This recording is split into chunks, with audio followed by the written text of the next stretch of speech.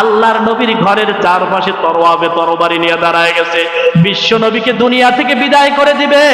আল্লাহ রাব্বুল আলামিন বলেন, ওদের চক্রান্তের কাছে আমি আল্লাহ কৌশল করলাম, আমার বন্ধুর কাছে আমি জিবরাইলকে পাঠায় দিলাম। জোরে বলেন সুবহানাল্লাহ।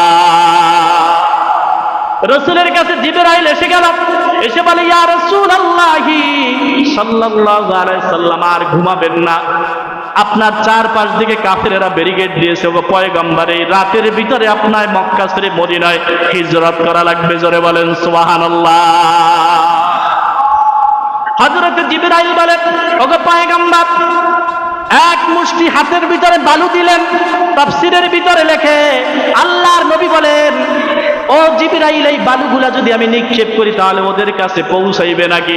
হযরত জিবরাইল বলে, ওগো পয়গম্বর, বালিগুলো ফু দিয়ে তারপর নিক্ষেপ করার দায়িত্ব আপনার, আর ওদের চোখের ভিতরে পৌঁছায়া দেওয়ার দায়িত্ব আমি জিবরাইলের।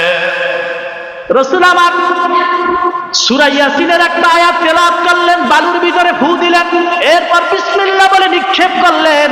এবার ওদের চোখের ভিতরে লেগে গেছে, এবার নিজেরা মারামারি শুরু করে দিচ্ছে।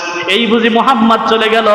ফাঁক দিয়ে আল্লাহর নবী, বিশ্ব নবী মুহাম্মদ সাল্লাল্লাহু আলাইহি সাল্লাম হিজরতের উদ্দেশ্যে রওনা হয়ে গেছেন। জোরে বলেন সুবহানাল্লাহ। আল্লাহর নবী আলীকে শোয়ায় রাখলেন তার বিছানায়। কাকে? জোরে বলেন।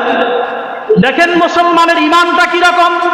হযরত আলী চিন্তা করলেন, আমার মৃত্যু হয়ে যেতে পারে, কারণ রাসূলকে ভেবে আমাকে আক্রমণ করবে, আমাকে বিদায় করে দেবে। কিন্তু এক মুহূর্ত পরোয়া করলেন না।